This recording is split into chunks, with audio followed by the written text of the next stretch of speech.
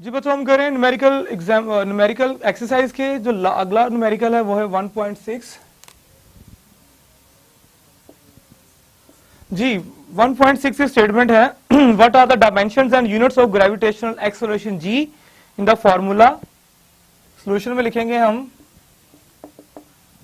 F equals G m1 m2 over r square.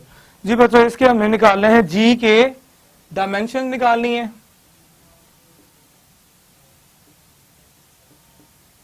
Dimensions of G निकालना है। ऐसे units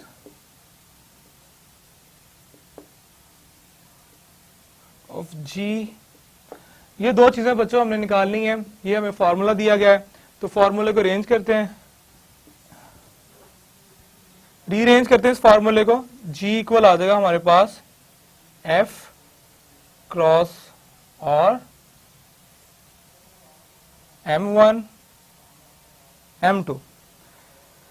जी बच्चों इस फॉर्मूले को थोड़ा रीअरेंज किया हमने, ठीक है, तो आ गया हमारे पास F into r square over m1 m2।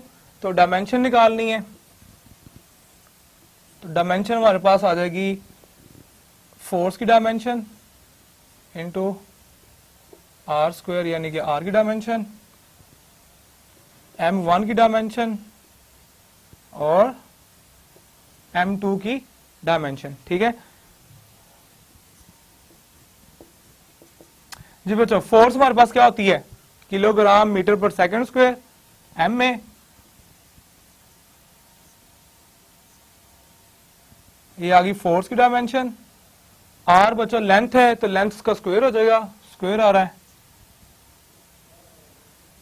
Divide by पहला मैथ है m1, इसकी भी m आएगी, दूसरे भी क्या आएगी m, ठीक है। तो यहां से G की निकालनी है हमने। अब आप देखें कि ये m एक है और ये 2m है, m स्क्वायर हो जाएगा, प्लस का ऊपर माइनस का 1 माइनस 2 माइनस 1 रह जाएगा। Okay now talk about length. Length हमारे पास देखिए एक लेंथ ये है, दूसरी लेंथ ये है, कितनी लेंथ होगी 3 L क्यूब। जबकि टाइम की बात करें तो टाइम एक ही है हमारे पास। तो बच्चों ये हमारे पास डायमेंशन हो जाएंगी किसकी, ग्रेविटेशनल एक्सेलरेशन की। और इसी से ऐसा यूनिट हम निकाल सकते हैं। ऐसा यूनिट हमारे पास, ऐसा यूनिट ऑफ G मैस है, पर केजी हो जाएगा, लेंथ है, ठीक है, मीटर क्यूब हो जाएगा, टाइम है तो पर सेकंड स्क्वायर हो जाएगा।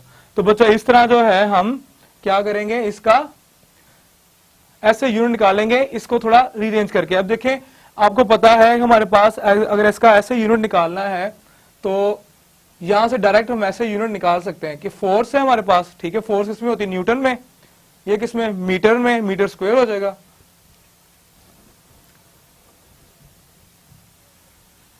तो डायरेक्ट भी आप निकाल सकते हो यहां से। ये हमारे पास क्या है, फोर्स न्यूटन,